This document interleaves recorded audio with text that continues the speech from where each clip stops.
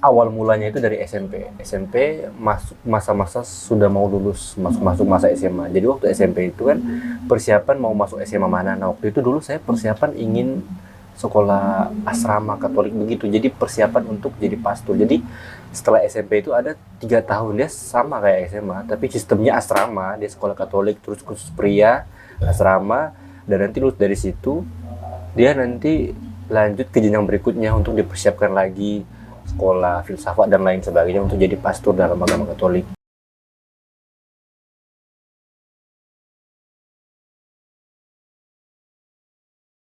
Hanya saja waktu SMP itu sudah mau lulus, saya minta izin ke orang tua, otomatis dong harus minta izin.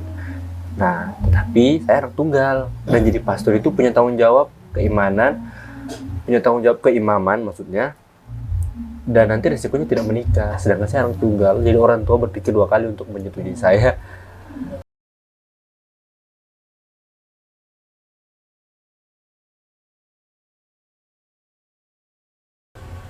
Pada akhirnya saya mengurungkan niat waktu itu. Saya waktu itu jadi sebuah pemicu bagi saya, karena waktu itu kan seorang anak yang cita-citanya itu kan kayak cita-cita saya ya, maksudnya sebuah mimpi, dan tiba-tiba gagal. Saya jadi hilang arah kemana.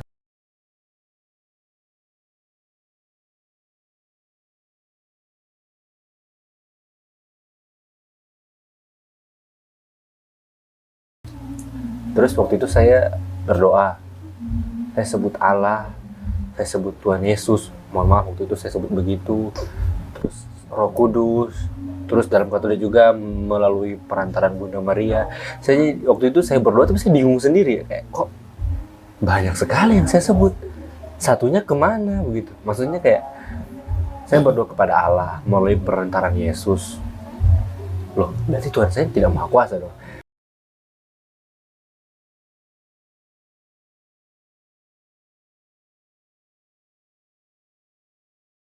Bukan maksud saya menyinggung agama saya sebelumnya ya. Hanya saja sebuah konsep itu tidak bisa diterima dengan akal saya. Maksudnya konsep ketuhanan yang Tritunggal itu di agama saya sebelumnya tidak bisa saya terima dengan akal saya. Bukan saya menjelekkan, bukan saya menyalahi agama saya sebelumnya, tidak, sama sekali tidak. Hanya saja saya menjalani kehidupan saya menjalani ke agama hidup rohani saya, agama saya. Saya tidak bisa terima konsep ketuhanan agama yang saya sebelumnya, yaitu agama Katolik. Namun saya juga tidak menyalahi saudara-saudara saya, teman-teman saya. Jadi waktu itu sepanjang SMP, saya masuk SMA, saya berada di fase kehidupan. Saya sambil riset, saya mempelajari, emang udah bener ya apa yang saya yakini tentang Tuhan itu Tritunggal itu salah atau bagaimana? Saya bingung. Karena di hati yang paling dalam saya, di lubuk hati saya, Tuhan itu ya tunggal, bukan satu ya. Kalau bicara satu ada dua, tapi tunggal atau satu-satunya. Bagi saya begitu, Tuhan itu tidak butuh perantara.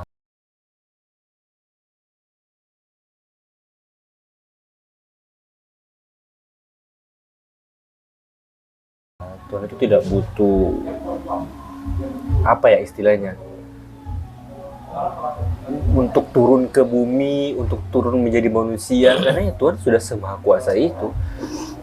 Kalau Tuhan sampai turun ke bumi untuk mengurus manusia, kemahakuasaannya dipertanyakan dong. Dia kan maha kuasa, harusnya dia bisa mengatur semua itu ya di tempatnya di mana. Allah. Jadi di masa-masa SMA itu saya berada di fase ya udah, saya percaya Tuhan yang esa itu ada, tapi agama saya tidak percaya percaya lagi. Tapi saya tetap menjalankan ritual agama ya. Saya hari Minggu tetap masuk gereja hanya karena ya formalitas untuk menjaga perasaan orang tua saya.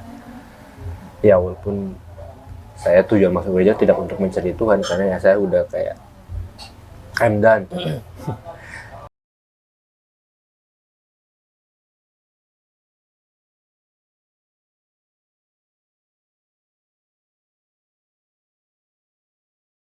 Namun setelah lulus SMA, saya mulai bekerja. Saya masuk di suatu perusahaan yang ternama di bagian penerbangan dengan gaji yang lumayan waktu itu. Di umur saya 18 tahun, bekerja di perusahaan ternama, memiliki gaji yang lumayan. Semua yang saya inginkan saya bisa beli dibandingkan anak umur lainnya ya. Waktu dulu saya juga hidup dari keluarga yang sederhana ya, biasa-biasa saja. Namun ketika saya bekerja di itu, lulus SMA, saya merasa sangat cukup, semua keperluan dan kehidupan saya cukup. Saya punya uang, saya bisa beli apapun yang saya mau. Hanya saja karena saya memilih untuk hidup tanpa agama, saya hanya percaya Tuhan. Dan saya akan berlaku baik kepada sesama manusia. Saya tidak akan menyakiti manusia lain, saya tidak mau menyakiti hewan, mau menyakiti makhluk hidup. Pokoknya apapun yang menjadi lingkungan saya tidak akan sakiti, karena ya itu yang menjadi apa keinginan Tuhan. Hanya seperti itu. Namun saya lupa waktu itu, ketika saya sudah bergelimang semua, saya punya uang, saya punya pekerjaan, saya punya karir yang baik, saya kosong di situ.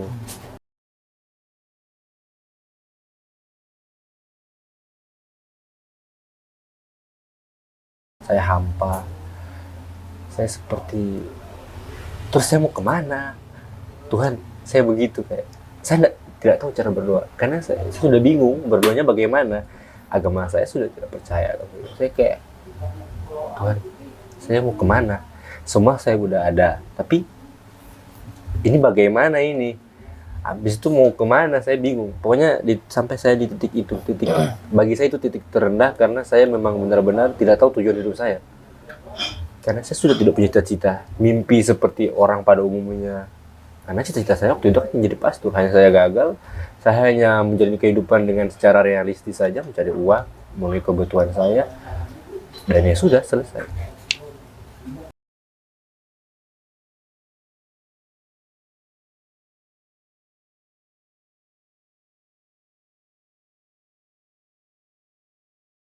Jadi yang saya tidak sebutkan sebenarnya di masa-masa saya memiliki kehidupan seperti itu, sebenarnya saya sudah tahu agama Islam ini seperti apa, konsep ketuhanannya seperti apa. Hanya saja karena saya tumbuh dan besar di lingkungan non, jadi saya memiliki perspektif dan stigma terhadap Islam yang negatif. Jadi saya takut untuk melihat Islam lebih jauh. Saya takut untuk nanti dicap seperti ini, dicap seperti ini. Hanya saja saya tahu tentang konsep tauhid dalam Islam. Nah, ketika masa-masa SMA itu saya sebenarnya belajar. Saya tidak pernah publikasikan ini kepada siapapun. Hanya saya pribadi sendiri. Saya melakukan riset, saya baca buku, saya baca Alkitab, perdalam, untuk meyakini apa udah benar. Tapi ya, kembali lagi, Islam sepertinya peluang yang bagus. Hanya saja, waduh, berbahaya ya.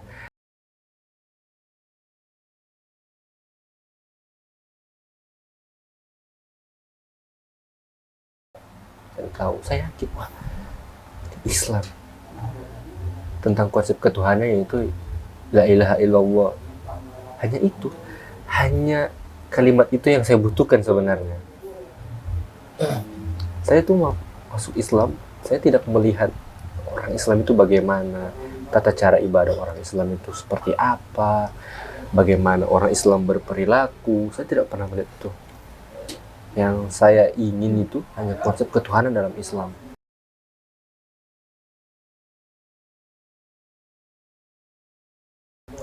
Nah, singkat cerita, saya kembali lagi ke titik itu.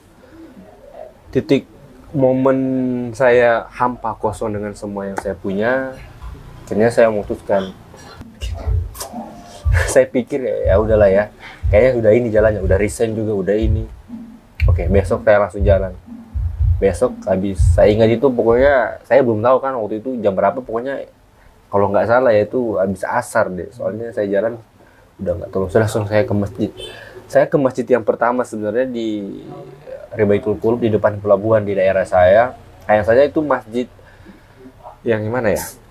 Kayak umumnya bagaimana jelaskan ya? Masjid tempat persinggahan biasanya kayak umumnya orang yang bekerja, orang yang bersinggah di jalan begitu yang datang mampir situ. Masjid, Jadi kayak masjid pinggir jalan. iya, Ya sebutnya masjid pinggir jalan aja. oh ya, di masjid pinggir jalan begitu. Jadi kayak saya pas cari imamnya saya tidak tahu yang mana, ya bingung. Ya udah, saya bingung kan, waktu itu saya juga bingung, saya imam atau apa sih di sini, ustadz atau bagaimana, saya bingung membedakan kan. Kalau gitu kan pastor ketahuan, oh ini jubahnya beda. Ini saya bingung. Ya udahlah ya, saya juga lihat langsung kosong kan masjid, tiba-tiba langsung kosong begitu. Ya udah, saya langsung ke masjid yang satu di Masjid Agung. Saya lihat bapak-bapak itu, saya langsung bilang, saya datang, selamat sore Pak, permisi saya mau syahadat. Saya dengan cara gamblang seperti itu. Itu bapak-bapaknya kayak, ente siapa? Duduk, kita cerita. Kan tiba-tiba ada orang begitu, takutnya ini penyusup atau apa ini begini. Ya udah, kayak kita duduk bicara. Akhirnya dari pihak bapak-bapak itu masjid, ternyata mereka pengurus masjid. Alhamdulillah, mereka pengurus masjidnya. Langsung ditelepon lah Ustadz Rio. Terus Ustadz datang, sebenarnya mau kasih materi ke saya bilang, Ustadz stop, saya tidak mau materi lagi.